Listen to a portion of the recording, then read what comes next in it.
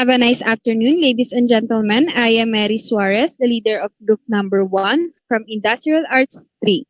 So I am pleased to introduce to you my members, Mr. Nelquis Diaz, Mr. Roldan Isidro, Mr. Vincent Pacheco, Miss Mary Georgine Letoran, Mr. Alan Ruiz, and Miss Melanie Salangan. Our discussion for today is about the Chapter 8, the student with physical and health disabilities. Next slide, please. For our learning outcomes, you ought to be able, after reading this chapter and finishing the embedded activities. The 8.1 lists for the four main purposes of communication and give instance of each. The 8.2 identify the traits of each of the following communication problems, which is the language disorder, voice disorders, fluency disorders, and speech sound errors. For 8.3, describe why they are significantly more children with speech and language deficit than there are children who receive services for those conditions. Next slide, please. For 8.4, describe the main categories of speech and language deficits of the root causes. For 8.5, identifies the key elements of a thorough analysis used to determine the presence of severity of communication impairment.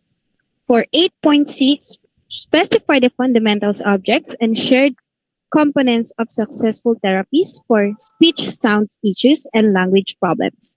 For 8.7, describe how the role of the speech language therapies varies depending on the environment in which the child with communication difficulties is treated. Next slide, please.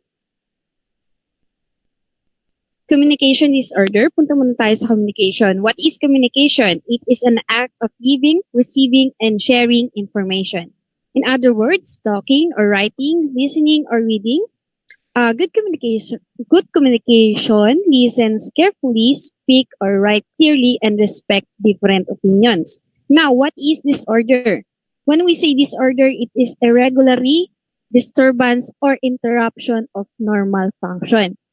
So, pag pinagsama natin, it's communication disorder. So, is it important in the ability to receive, send, process, and comprehend concept or on a verbal or non-verbal and graphic symbol system? So, a communication disorder may be evident in the process of the hearing, language, and or speech. A communication disorder may range in severity from mild to profound. So many disorders can affect our ability to speak, communicate, and they range from saying sounds incorrectly for being completely unable to speak or understand speech. So these causes include the hearing disorder and deafness, voice problems such as dysphonia or those caused by cleft lip or palate. So when speech problems like stuttering, developmental disabilities, or the autism spectrum disorder, the brain injury, and the stroke. So, communication is so fundamental to the human experience that we cannot stop in communicating even when we want to. You may decide to say nothing, but sometimes saying nothing communicates a great deal. Still imagine trying to go through an entire day without speaking. How would you make a contact with other people? You will be frustrated when others did not understand your needs and feelings. So by the end of the day, besides feeling exhausted from trying to make yourself understood, you might even question your ability to function adequately in the world. Next slide, please.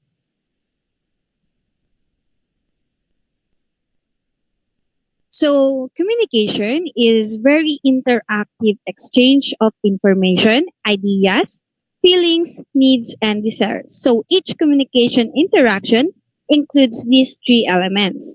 A message. B, a sender who expresses the message. C, a receiver who responds the message. So I will not give much meaning to this because it has been taught to us over and over again. So when we say intra-individual communication, it occurs when the same person is both sender and the receiver of the same message. In addition, enabling Some degree of control in social environment, communication, serves several important functions, particularly between the teachers and the children. Next slide, please. Okay, when we say narrating, children need to be able to tell or follow. A sequence of related events connected in orderly, clear, and interesting manner.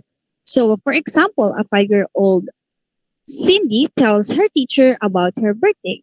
So, I wore a funny hat and daddy makes a cake. So next is Ian tell his class about the events of leading the Selma to Montegarli March. So next slide please. Explaining uh, planning and information. Hmm. Tama. So the teachers expect children to interpret the explanations of others in speech and writing and to not put what they understand into the words so their listeners or readers will be able to understand it. In a typical classroom, children must frequently respond to a teacher's question. So, which number is a larger? How do you suppose the story will end? So, next slide, please.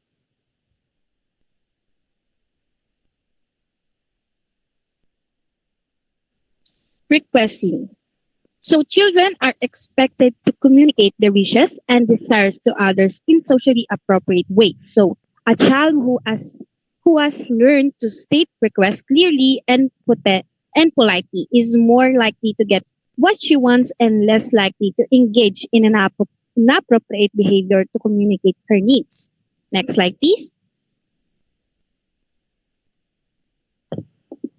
Expressing. So it is important for children to express their personal feelings and opinions. Speech and language can convey joy, fear, frustration, humor, sympathy, and anger.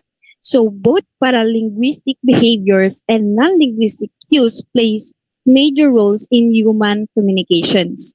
Some researchers estimates that two-thirds or more information in same face-to-face interaction may be communicated by non-speech means. Next is language. A language is very formalized code used by group of people to communicate. All languages consist of a set of abstract symbols and system rules for combining them. Languages are not static, so they grow and develop as a tool for communication. Next slide, please. Okay, now, speech. Speech is the oral production of language. It is the fastest, most efficient method of communication by language. Speech sounds are the product of four separate but related processes. They include the respiration, breathing provides a power supply for speech, and the phona is the production of the sound with the vocal folds of larynx are drawn together by contraction of specific muscles. Next slide, please.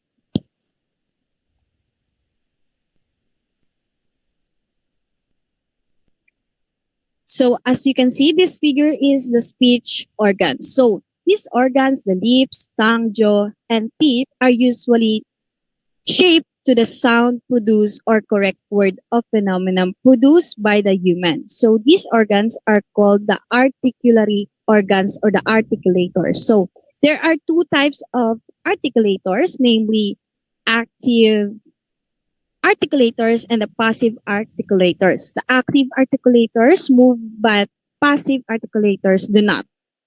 So the former include the lips, tongue, and latter comprise upper teeth and upper jaw.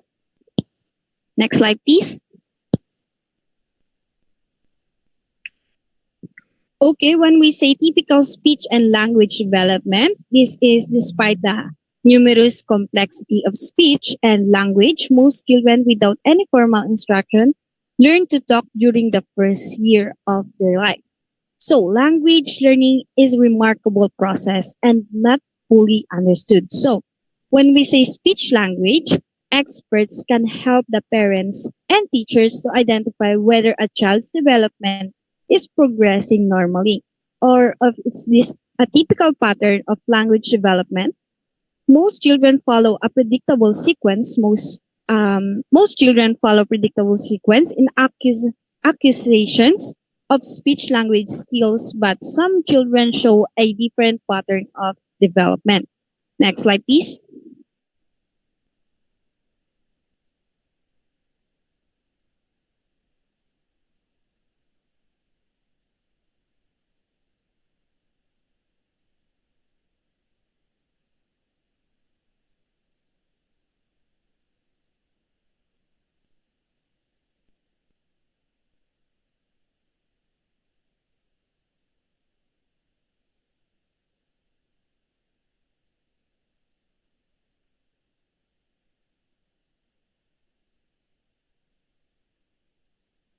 Spoken by the children differs from the adult forms. So children will use structure as the all gone sticky and where is he doing. So learn to replace them acceptable other forms all the time. So the clarity of sound may be vary accordance to the factors such as whether the sounds occur in a word and how familiar the word is into the child.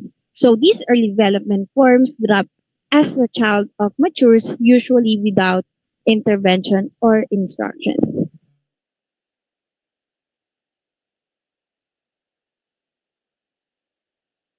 Communication disorder defined. So the ASHA in 1993 defines a communication or graphic symbol system. So a communication disorder may be evident in the processes of hearing, language, and or in speech.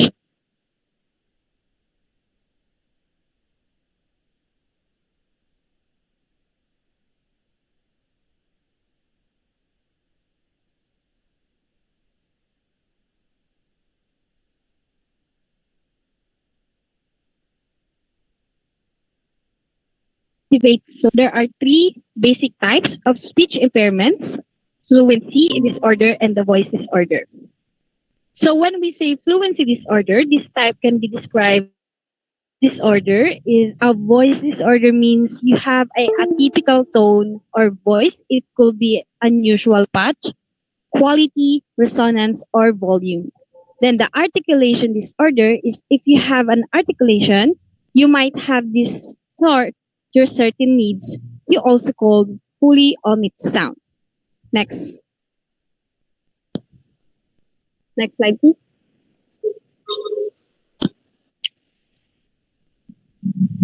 Language disorder, it is impaired comprehension and or use of spoken or in symbol system. The disorder may be involved the form of language, phonology, morphology, and syntax. And letter B, content of language of the semantics. And C is the function of the language in communication problematics and any combination. So, some children have a serious difficulties of understanding language or expressing themselves, though in language. Children with an expressive language disorder may not have a difficult or receptive language. So, for instance, a child may be able to count six pennies and ask for when it's shown to the symbol six. So, for the next slide, may I call Mr. Dan Isidro.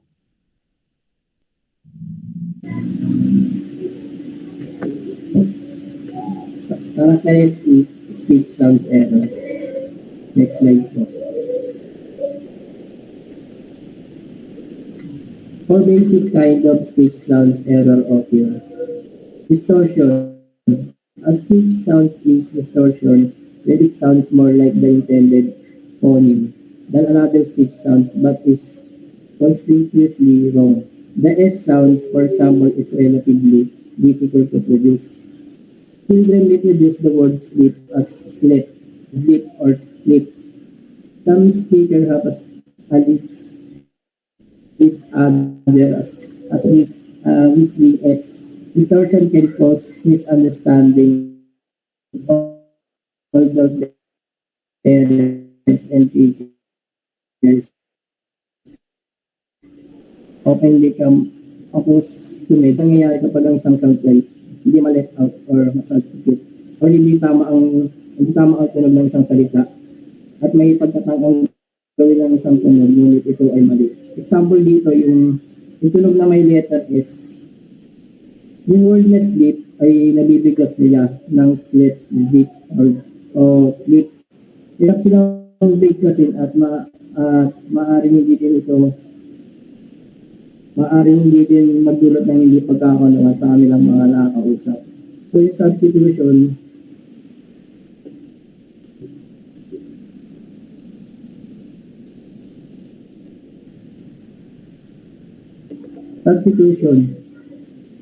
children sometimes substitute one sound for another, as in saying train for train or those for those. Children who substitute sounds are often certain they have said the correct word and they resist correction. Sound substitution can cause considerable confusion for the listener. So sa substitution, nangyayari kapag ang isang sounds ay pinapalitan tulad ng pagsabi ng trend for train or those for those. Ang mga bata na nagpapalit ng sounds ay kadalasan nasabi nila ang tamang salita at pagpapalit din ng pagpapalit din nila at ang pagpapalit din nila ng sounds ay nagdudulot din ng kalituan para sa nakikinig. Next slide please. Omission. Children may omit certain sounds as saying "good for school." They may drop consonant from the ends of words, as in post or post. Most of this leaves out sounds at times, but an extensive omission problem can make speech unintelligible. Yung omission, maaaring tanggalin ng mga bata ang ilang certain sounds or yung hindi nila natunog. Ito ay nangyayari kapag ang isang tunog ay matigas. For example, gaya ng pagsabi nila ng full to school, maaari din sila magtanggal ng katilig mula sa mga dulo ng mga salita, tulad ng post or post. At ang omission din ay maaaring gumawa ng salita na hindi maintindihan. Addition, the addition of extra sounds make comprehension difficult. So sa addition, isa o higit pang mga extra sounds ang idinaragdag o ipinapasok sa isang salita. Example, yung word na brown. Pag binigkas nila ay nagdaragdag ng mga patinig ang kanyang mga salita. Nabibigkas nila ito ng broom or yung hammer for hammer. Next slide po.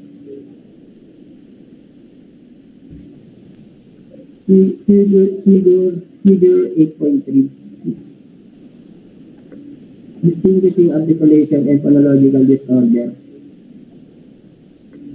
Articulation disorder.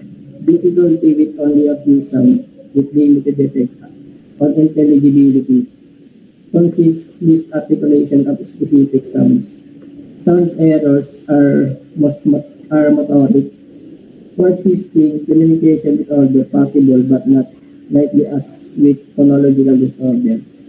Phonological disorder, multiple sounds errors with obvious impairment of intelligibility, inconsistent misarticulation of sounds can motorically produce sounds but not in appropriate place. Errors consist with a phonological process. Example, final consonant deletion making an error on a sounds in one position but producing that sounds correctly in another position, as in omitting P in post but producing P in time.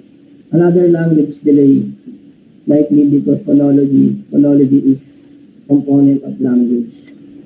So sa articulation disorder, for example dito yung mga bata na may articulation disorder, ay hindi sila nakagawa ng isang tunog at hindi nakakapagbuo ng mga particular speech sounds properly. For example, maaring sabihin ng batang may articulation disorder, yung for example na instead of let me look out the window, ang nababanggit nila ay let me look out the window. Another example yung instead of that, soup is good. Sa batang may articulation disorder ay do food, ang babanggit nila ay do food is good. So yung may mga ganitong disorder ay hindi naman laganap at hindi nangungulugan na ituring silang special. Ituring lang silang simple at parang wala lang. Ganun. Tapos yung sa phonological disorder naman, ito yung isa type of speech sounds disorder. Ito ay kawalan ng kayang bumuo ng tama ng mga sounds at words.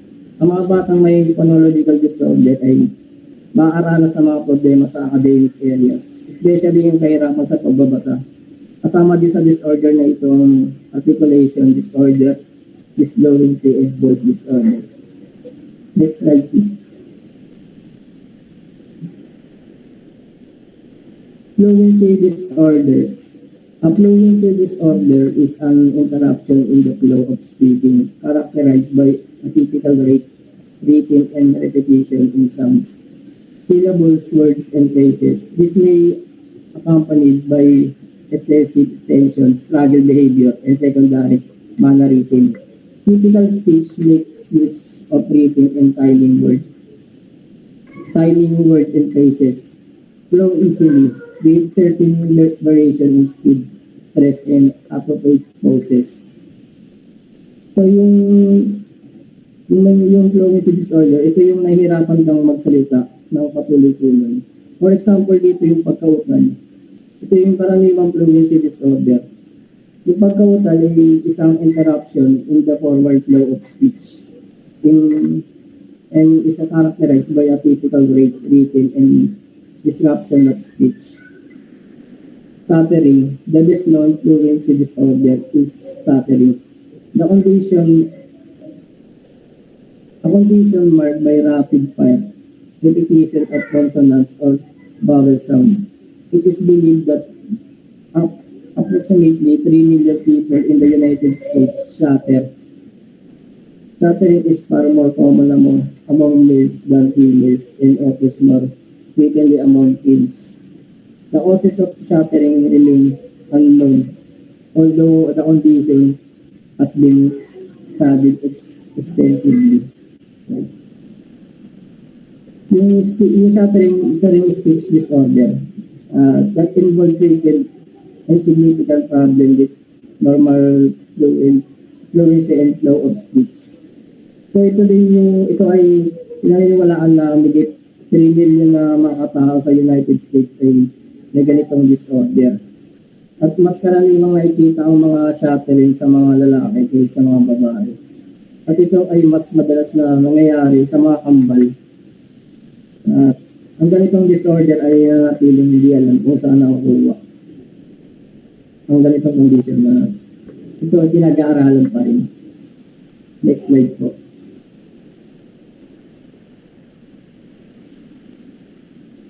Cluttering, a type of fluency disorder known as cluttering, is characterized by excessive speech rate, repetition, extra sounds, mispronounced sounds, and for of absence, use of pauses.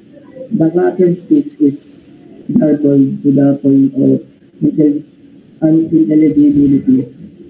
Let's slowly be under the scope and did you it collapse with it. Ito yung cluttering, ito yung labis-labis na pagsasalita or paulit-ulit na pinapaulit-ulit at maling pagbigkas ng mga tunog, mahina man o malakas at hindi paggamit ng pagginto sa pagsasalita. Maaari din makaka-apekto sa communication skills. At ito ay nag-resulta din sa hindi gaanong epektibong pakikipag-usap. Voice disorder.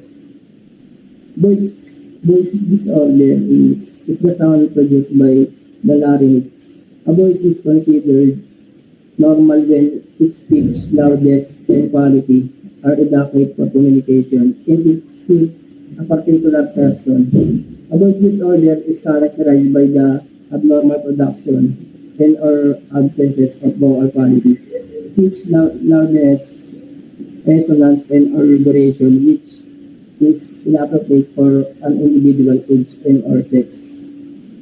Voice of disorder ay ito yung katangian ng abnormal na production o yung kawalan ng kalidad ng boses na hindi naaangkop para sa individual na edad at kasarian. At ang boses na ito ay tulog na nagmumula sa larynx. Yung larynx, ito yung bahagi ng lalamunan ng tao na naglalaman ng vocal cord at ginagamit para sa paghinga, paglunok at pagkipag-usap. At itinuturing na normal voice kapag ang pitch, loudness at kalidad nito ay sapat para sa pakipagkomunikasyon or pakipag-usap. Voice disorders are more common in adults than in children. A phonation disorder causes the voice to sound breathy or husky or strange most of the time. Guys, dysphonia describes any condition of poor or unpleasant voice quality. Uses of the voice causes swelling of the vocal folds, which in turn can lead to growth known as vocal nodules, nodes, or polyps. So yung voice disorder ay mas karaniwang sa matatanda kaysa sa mga bata. Yung phonation disorder, ito yung nagiging sanhi ng tunog ng paghinga, pagiging paos, pagiging malat, or madalas na pilit sa paghinga. Yung dysphonia naman, isang kondisyon ng paghina ng boses at maling paggamit ng boses ay nagdudulot din ng pamamaga ng vocal cord na maaaring humantong sa paglaki ng vocal nerve. Next slide po. Language disorder.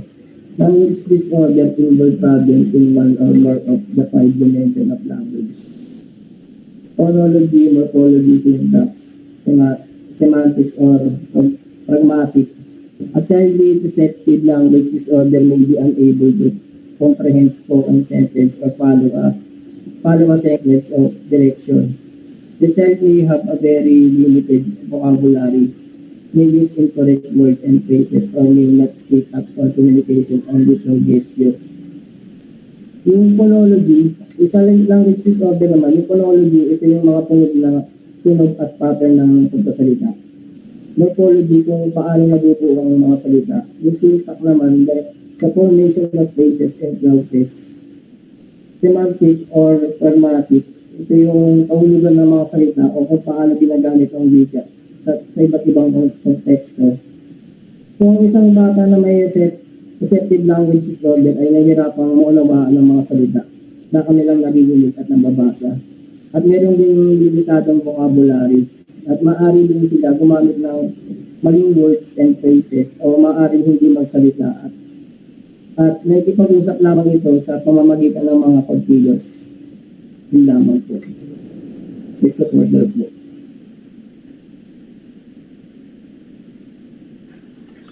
Prevalence.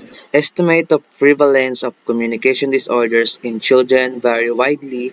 Reliable figures are hard to come by because investigators often use different definition of speech and language disorders and sample different populations.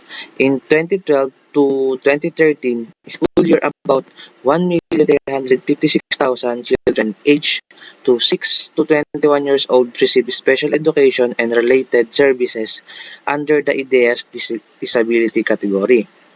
This number represents about 2.5% of the school-age population and 21% of all students receiving special education service. Speech or language impairment is the second largest disability category after learning disabilities.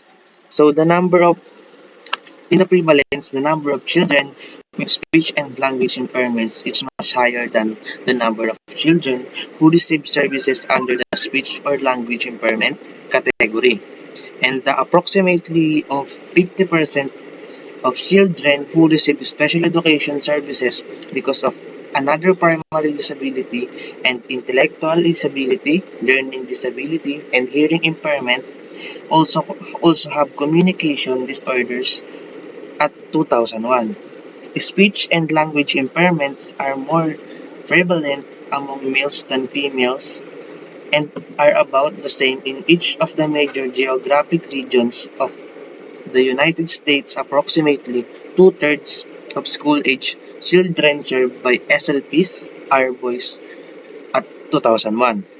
The percentage of the children with speech and language disorders decreased significantly from the earlier to the later school grades. So sa language impairment naman, 3.3% of US children ages 3 to 17 have a language disorder that lasted for a week or longer during the past 12 months.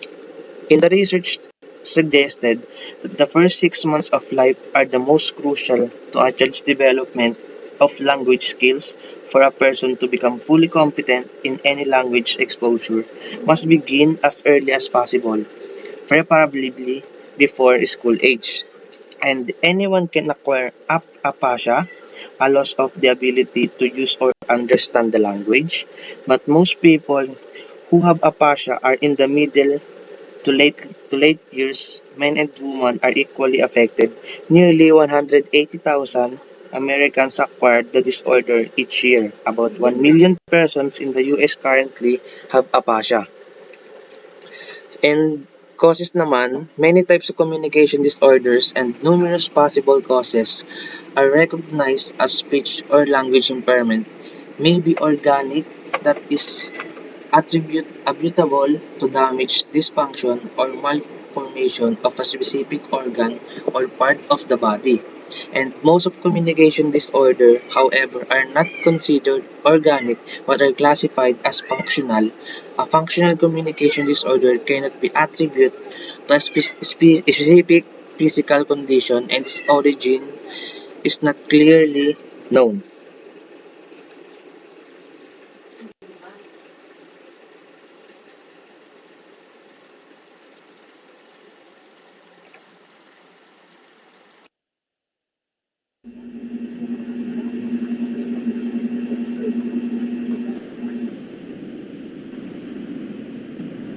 So now let's proceed in the causes of speech impairments. So speech disorder affects a person's ability to form the sound that allow them to communicate with other people. Common causes of this impairment occur from both left lip and lip palate. There are many possible causes such as intellectual disabilities, neurological issues, brain injury, hearing loss, drug abuse, and many unknown causes. So cleft palate and leaf palate are among the most common birth defects. They most commonly occur as isolated birth defects but are also associated with many inherited genetic conditions as or syndrome. One of the types of speech impairment is dysrhythmia. It is happen kapag ang damage sa brain ay nagdudulot ng kahinaan ng muscles in different part of the face ng isang tao. For example, sa labi, dila, and lalamunan na nagiging sanhi ng paghina ng muscle at pagpapahirap sa pagsasalita ng isang tao.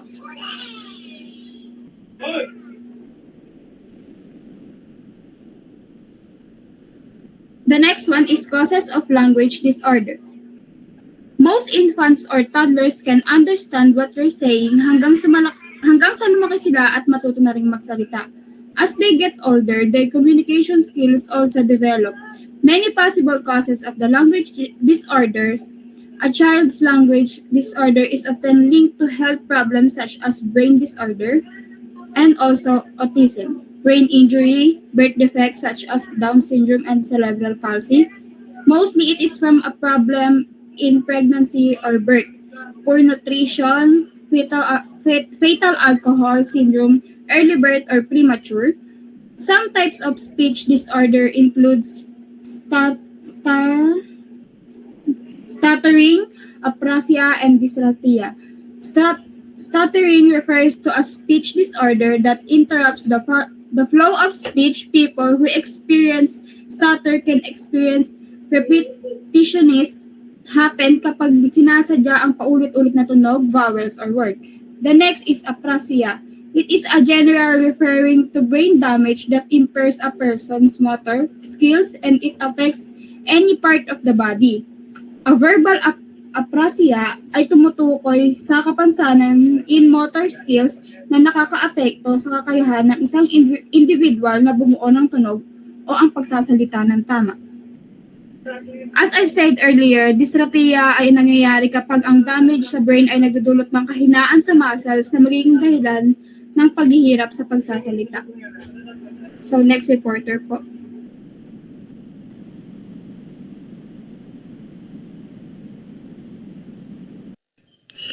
So, identification and assessment. These are common example of misguided and inaccurate yet widely.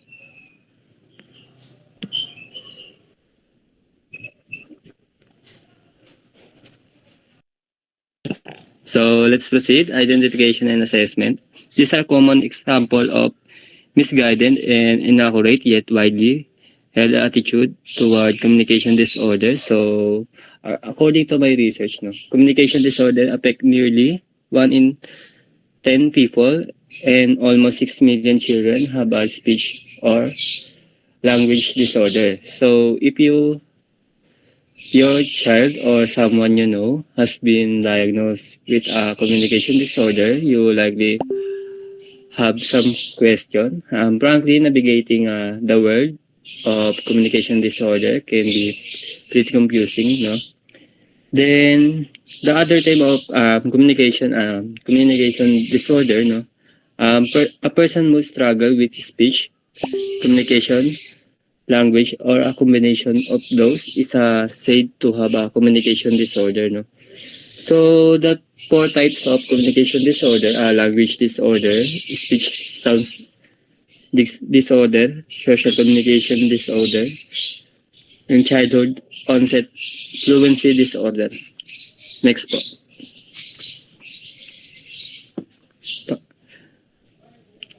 Screening and the teacher observation. In some school districts, SLPS screen the spoken language abilities of all kindergarten children. And these are tools of learning about a child. They provide information about each child's interest, strength, and need. Screening gives a picture of whether the child development is on track. Assessment is an ongoing process which provide information about development over time. Observation naman is a waiting child in order to learn about her in a part of assessment. Then when there is a concern about a child development, early intervention provide to an evaluation. So example of checklist for identify possible language impairment within a classroom. The following behaviors may indicate that a child in your classroom has a language impairment. Yung isang guro, meron siyang ginagawa ng isang checklist, then yung mga nakasulat dun sa checklist niya is kung nakikitaan niya yung mga bata ba na yung isa, kung isang bata ay nakita niya ng mispronounces ng sounds and words or yung nanahirapan sa kilalanin ng mga bagong salita, yung mga o kaya mga konsepto o kaya yung mga child omits word ending such a plural s, yung s nila sa nawawala, then yung ed kuwari yung ending nagiging end na lang. So yun po. Next po. So evaluation components. Testing procedure vary according to the suspected type of disorder. Several standardized tests and alternative assessment method has been developed to provide a more in-depth assessment of children who have a possible communication disorder.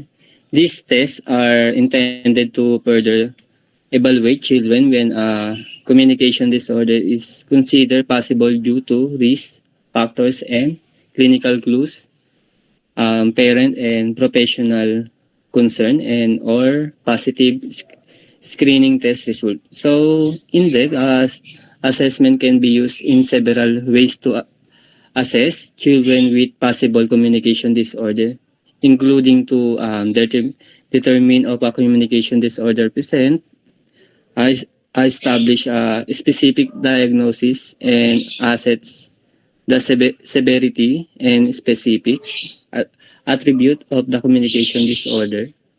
So determine and if intervention is indicated and aid in planning intervention strategies and selecting treatment targets. And the last, establish a baseline for measuring progress and evaluating treatment outcome. So the evaluation component that we have, case history and physical examination, articulation, hearing, phonological awareness and processing, overall language development and vocabulary, assessment of language function, language samples, observation in natural settings. Next po. So, case history and physical examination. I speech, wait.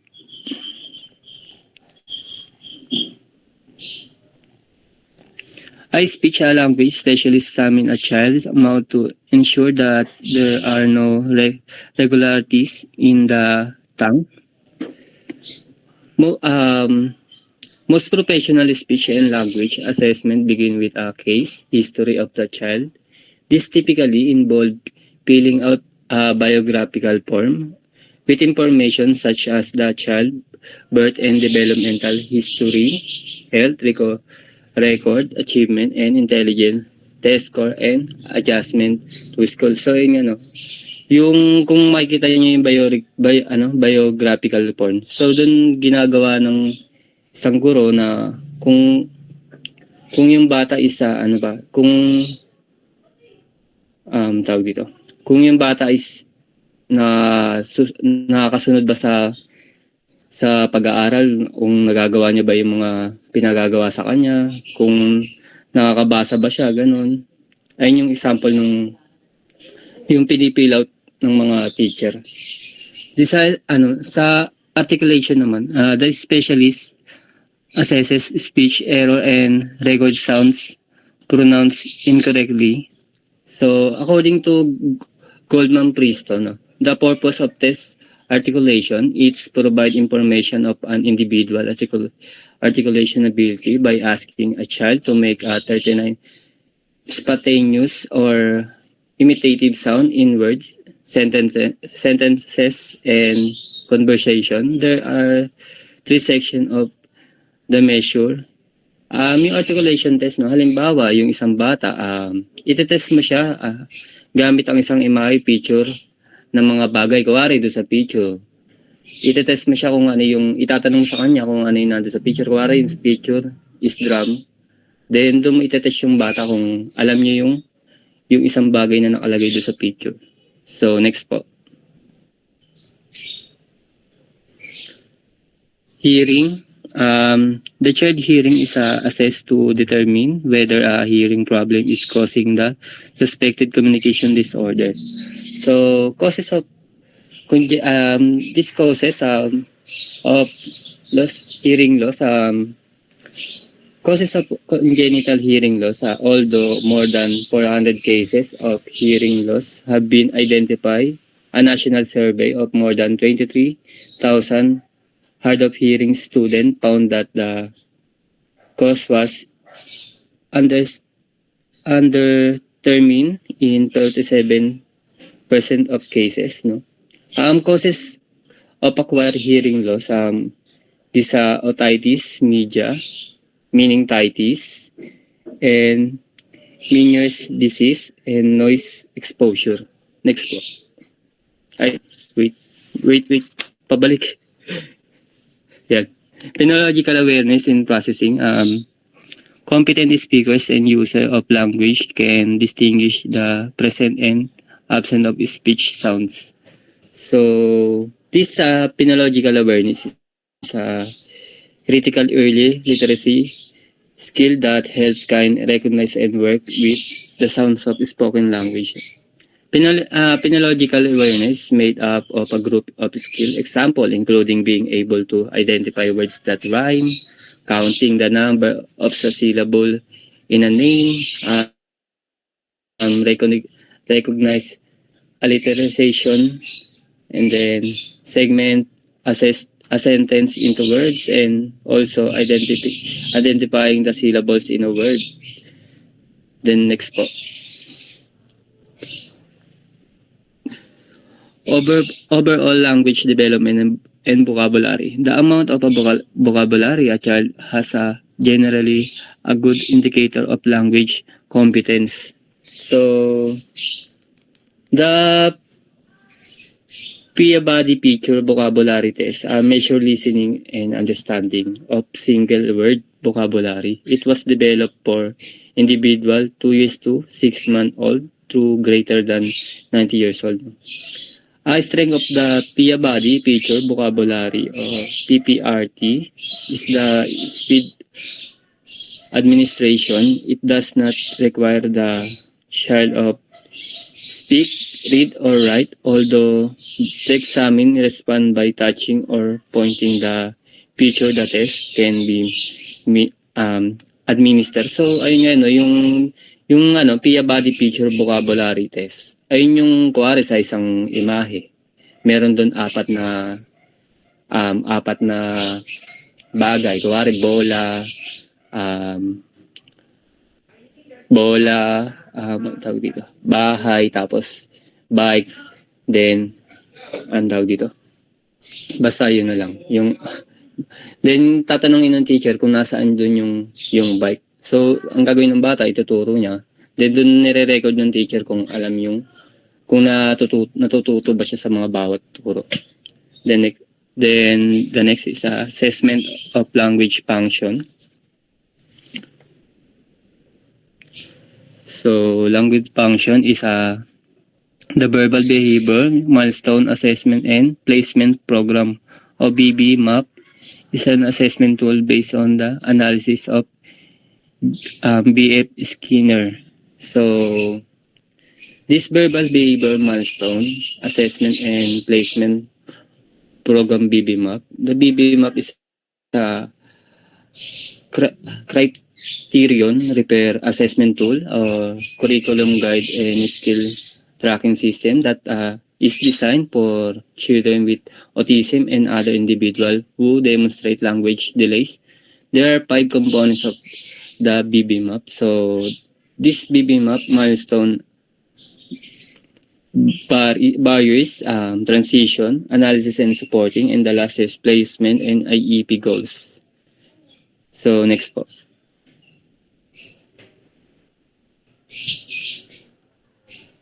Language samples. An important part of any evaluation for communication disorder is obtaining accurate sample of the child expressive speech and language. So, a language sample is consists of eliciting, gathering, and spontaneous sample of one's speech. It often consists of at least 50 to 100 utterance spoken by the child.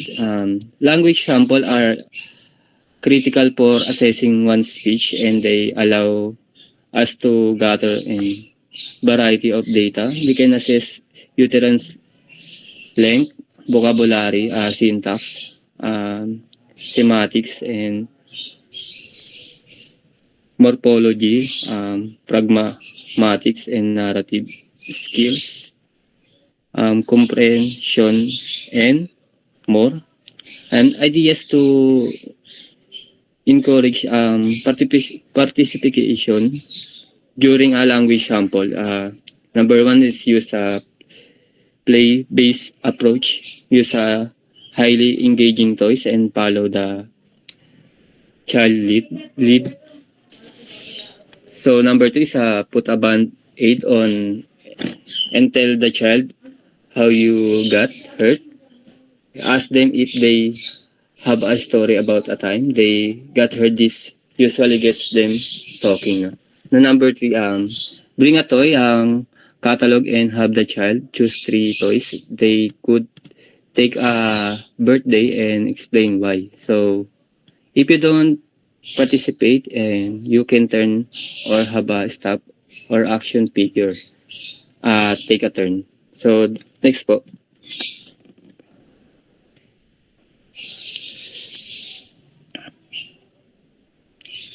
Wala yung yung assess, observation natural setting. Yes na pala. Okay. Assessment of communication disorder in children whose first language is not English or who not standard English. It is often difficult is to distinguish between a student whose learning and communication problem result from a disability and student whose primary need is semantic, culturally responsive instruction. Then, assessment of communication disorder in the children whose first language is not English. Determine uh, culturally and distinguishably different child communicative competence require careful assessment of the child's language proficiency in both the first and second language culturally and distinguishably diverse with a speech language disorder if problem are observed only English and not in their first language. That's all. Next reporter po.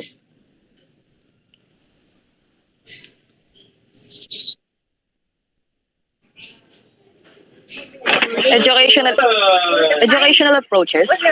So for educational approaches, speech language pathologies is the preferred term for a school-based professional with primary responsibility for identifying, evaluating, and providing therapeutic services to children with communication disorders. So educational approaches is to correct the child's speech and language problems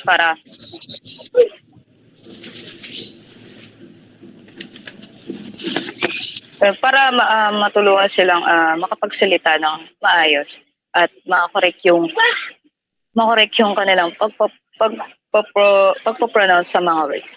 So next po.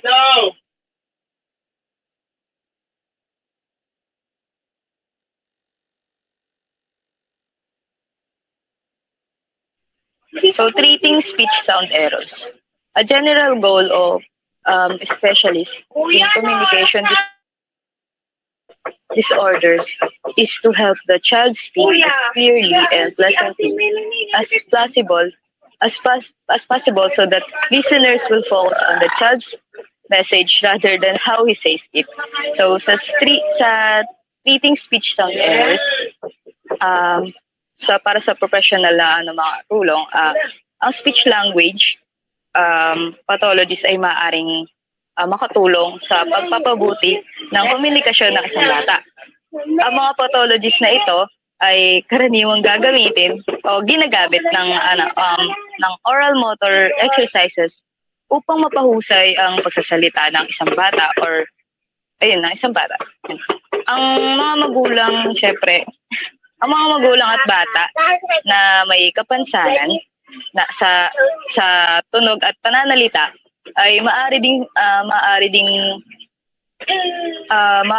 sumuporta o sumali sa impormasyon at tulong sa kondisyon.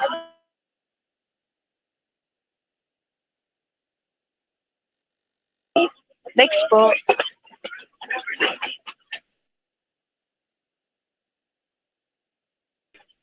So the articulation errors, the goals of therapy for articulation problems are acquisition of correct speech sounds, generalization of the correct sounds to all settings and contexts, especially the classroom. and maintenance of the correct sounds after therapy has ended. Articulation therapy involves discrimination in production activities. So, sa articulation errors, children with articulation disorder have trouble with the motor function. Their lips, tongue, teeth, palate, roof of their mouth, and lungs to produce certain sounds. They may form distorted speech sounds or swap out sounds they can't make. Next po. Okay lang. Okay.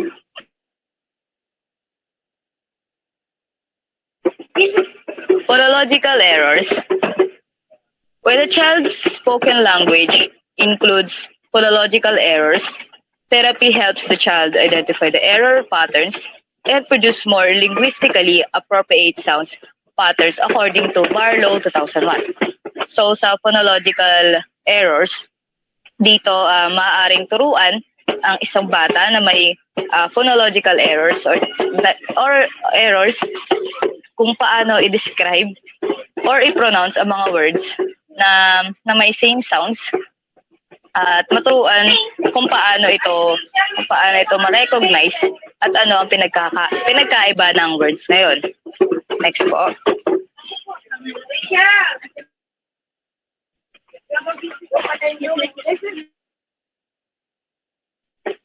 Treating fluency disorder. People who stutter or ang stutter yun yung the yun yung bakit where yung mga gawa ganun yun yung halimbawa ng stutter. So people who stutter have been subjected to countless treatments, some of them unusual to say the least. Past treatments included holding pebbles in the mouth, taking out of this one side of the mouth, and eating raw oysters. Early physicians often prescribed ointments to blister or numb the tongue, or suggested the removal of portions of the tongue through surgery. So, next po.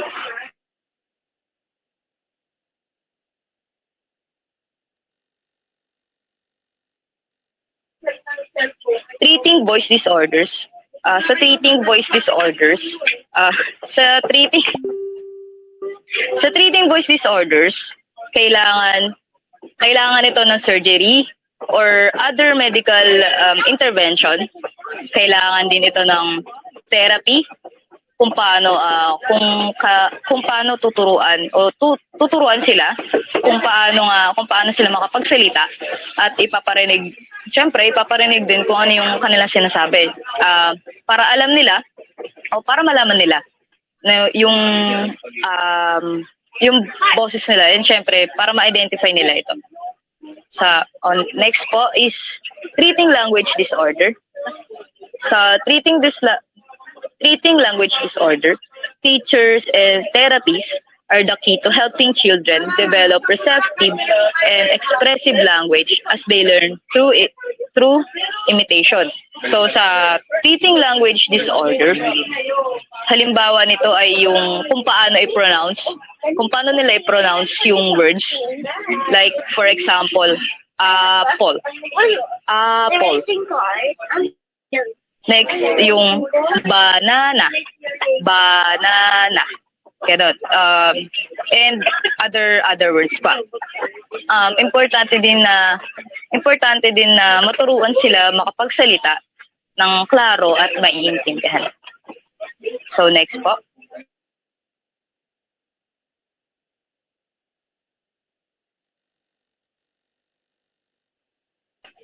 Augmentative and alternative communication. Augmentative and Alternative Communication, or AAC, refers to a diverse set of strategies and methods to assist individuals who cannot meet their communication through speech or writing, according to Kangas and Lloyd 2011. So, A, representational symbols set or vocabulary. And other A means for selecting the symbols. A means for transmitting the symbols. So, sa three components of AAC, may be unaided or aided. So, sa unaided AAC techniques, di nagre-require ng physical aid or yung physical aid or devices. They include oral speech, gestures, facial expression, general body postures, and manual signs. Next po, next reporter, Mr. Allen Iverson Ruiz. Thank you.